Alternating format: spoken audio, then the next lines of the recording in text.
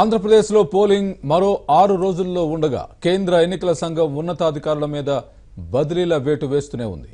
తాజాగా ఏకంగా ప్రభుత్వ చీఫ్ సెక్రటరీని బదిలీ చేసింది. సిఎస్ అనిల్ చంద్ర పునేతాను బదిలీ చేస్తూ కేంద్ర ఎన్నికల సంఘం నిర్ణయం తీసుకుంది. ఆయన స్థానంలో కొత్తగా ఎల్వి సుబ్రహ్మణ్యాన్ని నియమించారు.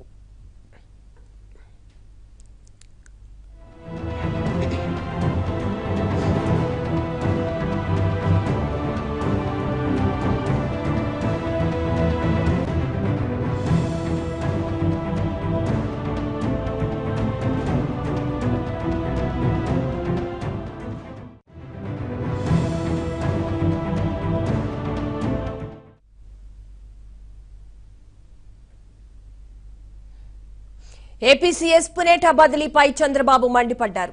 విశాఖపట్నం రోడ్ షోలో పాల్గొన్న ఆయన ఈసీ వ్యవహార శైలిపై తీవ్రంగా స్పందించారు. నరేంద్ర మోదీ చెప్పినట్లు ఆడుతున్నారని విమర్శించారు. నేరస్తులకు కోడికత్తి పార్టీకి ఈసీ సహకరిస్తుందా అని ప్రశ్నించారు. ఒక పద్ధతి ప్రకారం ఎన్నికలు కండక్ట్ చేయాలి. పార్టీలకు అతీతంగా వస్తానే మన కలెక్టర్ను ఒక ఆయన మార్చారు.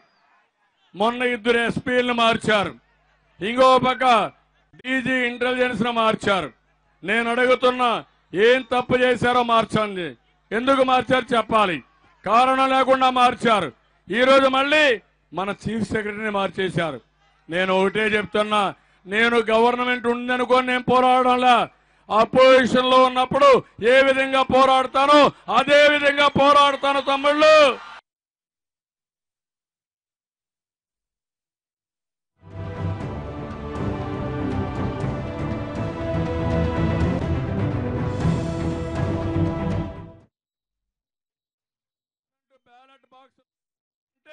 వీళ్ళు కాదని ఈ ఎన్నికల కమిషన్ చెప్తారు తమ్ముళ్ళు.